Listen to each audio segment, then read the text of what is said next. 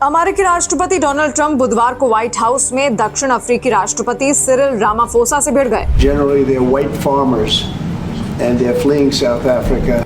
इस भिड़ंत से ट्रंप के यूक्रेनी राष्ट्रपति जेलेंस्की के साथ टकराव की यादें ताजा हो गई हैं। You're gambling with World War III.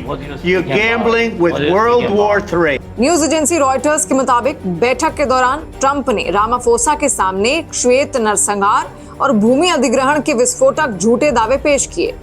दरअसल दक्षिण अफ्रीका में हत्या की दर विश्व में सबसे ज्यादा में से एक है, लेकिन इसके पीड़ितों में ज्यादातर अश्वेत हैं। रामाफोसा ने बुधवार की बैठक का इस्तेमाल अमेरिका के साथ अपने देश के संबंधों को सुधारने के लिए करने का सोचा होगा, लेकिन ट्रंप ने बहुत हद तक उनकी उम्मीदों पर पानी फेर दिया। दक्षिण अफ्रीकी राष्ट्रपति आक्रामक स्वागत के लिए तैयार होकर आए थे। वो अपने प्रतिनिधि मंडल में लोकप्रिय श्वेत दक्षिण अफ्रीकी गोल्फर भी लाए थे। उन्होंने कहा था कि वो व्यापार पर चर्चा करना चाहते हैं, मगर ओवल ऑफिस में ट्रंप ने हमला शुरू कर दिया और उन्होंने श्वेत दक्षिण अफ्रीकियों के साथ किए जा रहे कथित व्यवहार के बारे में चिंताओं की एक लिस्ट पेश कर दी।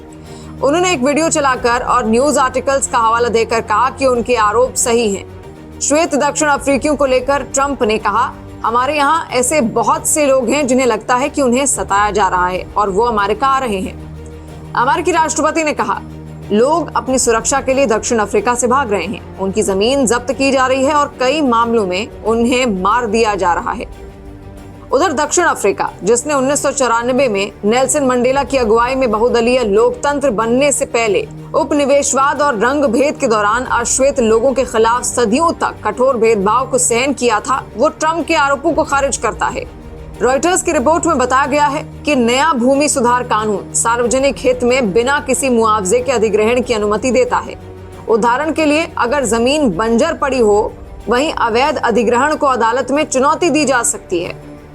ट्रंप के बगल में कुर्सी पर बैठे और संयमित रहते हुए रामाफोसा ने उनके दावों का खंडन किया। उन्होंने कहा, अगर अफ्रीका के किसानों का नरसंहार हुआ होता तो मैं शर्त लगा सकता हूं कि ये तीनों सज्जन यहाँ नहीं होते।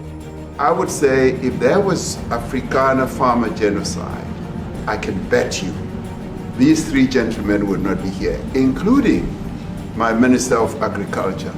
He would not be with me.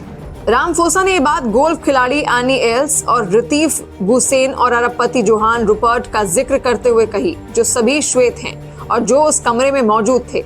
हालांकि ट्रंप इस बात से संतुष्ट नहीं हुए। ट्रंप ने कहा, हमारे पास इस बारे में बात करने वाली हजारों कहानियां हैं और हमारे पास डॉक्यूमेंट्रीज हैं, हमारे पास न्यूज स्टोरीज हैं, इसका जवाब दिया जाना चाहिए। वहीं रामाफोसा ने कहा कि दक्षिण अफ्रीका में अपराध है और इसके शिकार ज्यादातर अश्वेत हैं।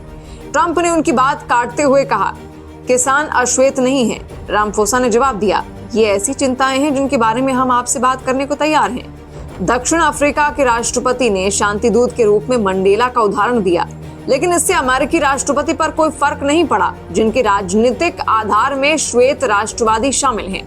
बैठक के बाद रामाफोसा ने व्यापार पर ध्यान केंद्रित करने की कोशिश की। उन्होंने संवाददाताओं से कहा कि दोनों देश दक्षिण अफ्रीका में महत्वपूर्ण खनिजों पर चर्चा करने के लिए सहमत हुए हैं।